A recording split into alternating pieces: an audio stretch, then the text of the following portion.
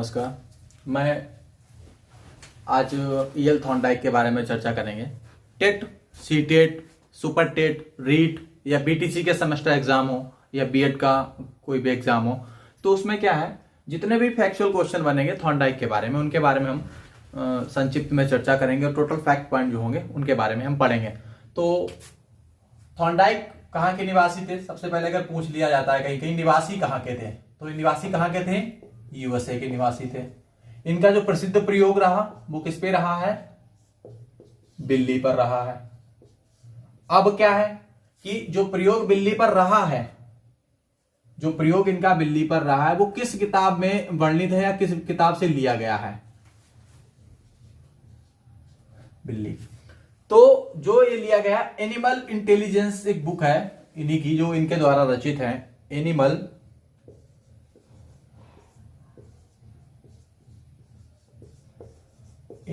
Intelligence. Animal intelligence में बिल्ली का प्रयोग वर्णित है। इसमें कुत्ता, बिल्ली,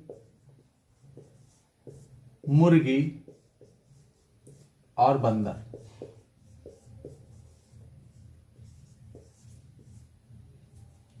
के बारे में भी वर्णित है। थॉर्नडाइक क्या थे? एक पशु मनोवैज्ञानिक थे।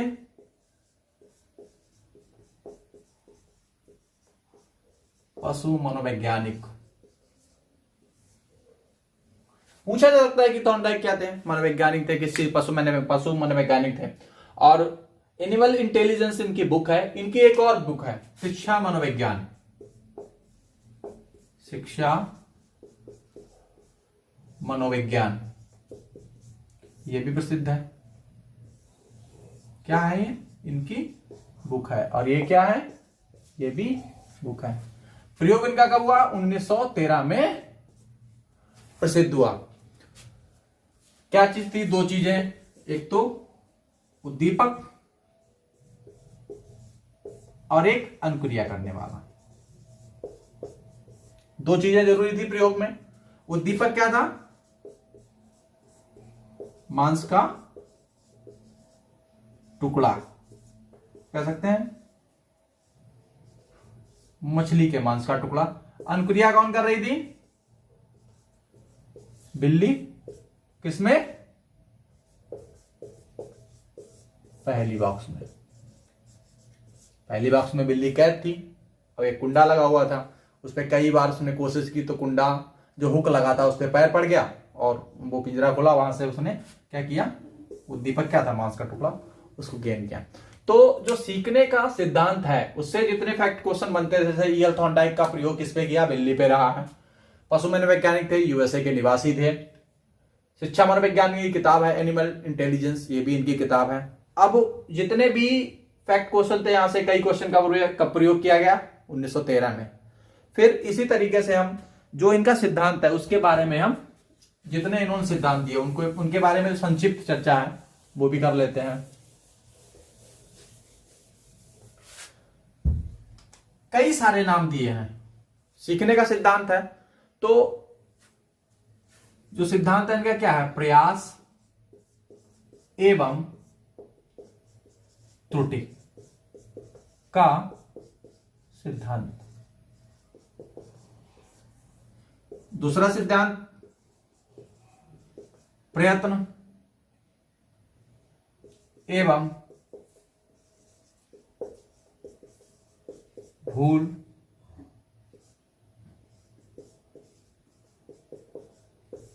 भूल का सिद्धांत। आवृत्ति एवं बार बार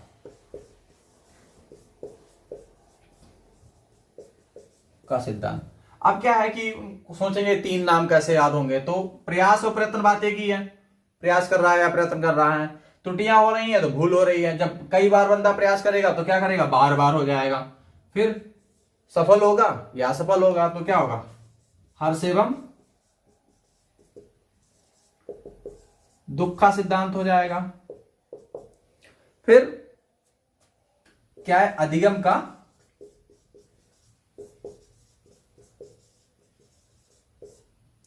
बंध सिद्धांत, अधिगम का बंध सिद्धांत भी इन्हीं का है। फिर उद्दीपक अनुक्रिया का सिद्धांत, कहीं कहीं इसको उद्दीपक अनुक्रिया प्रबलन का सिद्धांत भी पूछ लिया जाता है। उद्दीपक अनुक्रिया प्रबलन का सिद्धांत भी लिखा मिलता है। फिर जो उद्दीपक अनुक्रिया है इसी को एसआर बॉन्ड सिद्धांत कहते हैं। एसआर बॉन्ड का सिद्धांत 7 सिद्धांत हो गए। फिर इसी में एक सिद्धांत है इनका चैन या संबंधवाद का सिद्धांत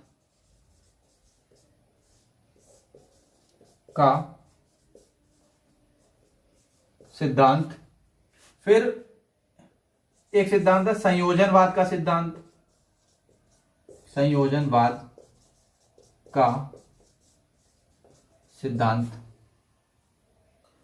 फिर जो ये सारे सिद्धांत हैं या थॉर्नडाइक का सिद्धांत है, ये सब क्या करता है, जो सहचरवाद सिद्धांत है उससे क्या है, मिलता जुलता है। किससे? सहचरवाद का सिद्धांत है, उसी से ये सब सारे सिद्धांत मिलते जुलते हैं। सहचरवाद का सिद्धांत, हमने जो सीखने के सिद्धांत है उनके थॉर्नडाइक का प्रयोग एक ही है जो हम बिल्ली पर किया गया है। उस पर कई सारे नाम हैं जो एग्जामिनर पूछता है। तो प्रयास एवं त्रुटि का सिद्धांत है, प्रयत्न एवं भूल का सिद्धांत है, आवृत्ति एवं बार बार का सिद्धांत है, हर्ष और दुख का सिद्धांत है, अधिगम का बंध सिद्धांत है। ये सिद्धांत आपको बहुत ही जल्दी याद हो जाएंगे। फिर उद्दीपक अनुक्रिया क्या है, बात एक ही है, एसआर सिद्धांत की है, उद्दीपक अनुक्रिया की है। फिर चयन, भैया हम किसी चीज में अगर सफल हुए तो उसका हम चयन कर लेंगे। अगर कोई प्रयत्न किया वो अच्छा रहा तो उसका चयन करेंगे, आगे बढ़ेंगे, फिर दोबारा अपनी कोशिश करेंगे, उससे कुछ हमको सीखने को मिलेगा, उसका चयन करेंगे, तो क्या हो जाएगा, वहां से हो जाएगा। संयोजनवाद का सिद्धांत है और सहचरवाद जो सिद्धांत है उसी से मिलता जुलता है। ये तो सब सिद्धांत जो है सीखने का सिद्धांत है, उद्दीपक अनुक्रिया पुनर्वलन का सिद्धांत ही थॉर्नडाइक का सिद्धांत है। लेकिन ये सब क्या है, इसके उपनाम है, उपनाम या अन्य नाम है इसके, जो इन सिद्धांतों के नाम से जाना जाता है। अब थोड़ा ये बात करें, ये जो सिद्धांत हैं वो शैक्षिक दृष्टिकोण से किस किस जगह पे लागू होते हैं, या बात करेंगे शैक्षिक उपयोगिता क्या है, मतलब शैक्षिक उपयोग। सबसे पहले क्या है, बड़े या जो मंदबुद्धि बालक हैं, मंदबुद्धि बालक उनके लिए उपयोगी है, मंदबुद्धि बालक। फिर दूसरा, करके सीखने पर बल देता है, करके सीखने पर बल देता है। फिर जो खेल है उन पर भी यही सिद्धांत लागू होता है, ड्राइविंग पर यही सिद्धांत लागू होता है, साइकिल चलाना, etc। टाई की गांठ बनाने पर सिद्धांत लागू होता है। फिर यह सिद्धांत धैर्य एवं गुणों में विकास करता है, गुणों में विकास, क्योंकि बच्चा प्रयास करेगा और भूल करेगा। अगर गलतियां हो जा रही हैं तो क्या करना पड़ेगा, उसको धैर्य रखना पड़ेगा। अगर एक बार कोई बच्चा टेट फेल हो गया, मान लो पास नहीं हुआ, तो उसको क्या धैर्य रखना पड़ेगा, दोबारा कोशिश करेगा, तिबारा कोशिश करेगा, 4 बार कोशिश करेगा। तो धैर्य एवं उस पर विकास करता है, धैर्य एवं गुणों में विकास करता है। फिर इनका जो अनुभवों से लाभ उठाने की क्षमता, अनुभवों से लाभ उठाने की क्षमता विकसित करता है।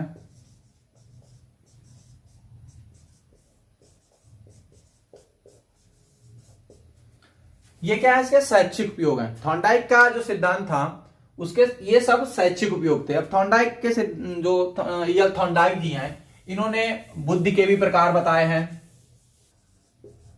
मूर्त बुद्धि बताई है, अमूर्त बताई है और सामाजिक बताई है। 3 तरीके की बुद्धि थॉर्नडाइक ने बताई है। मूर्त में आपके डॉक्टर आ जाएंगे, इंजीनियर आ जाएंगे।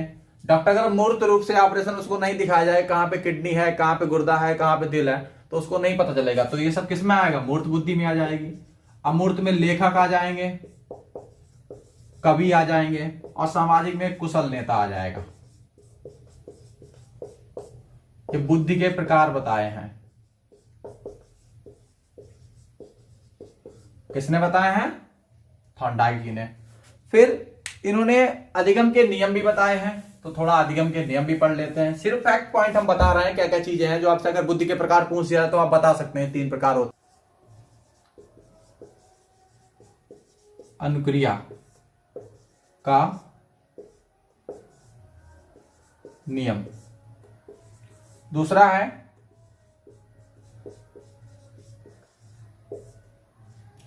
मानसिक स्थिति या मानसिक स्थिति या मनोवृत्ति, मनोवृत्ति का नियम। चौथा है तत्वों की पूर्व समर्थकता का नियम। चौथा है सादृश्यता का नियम।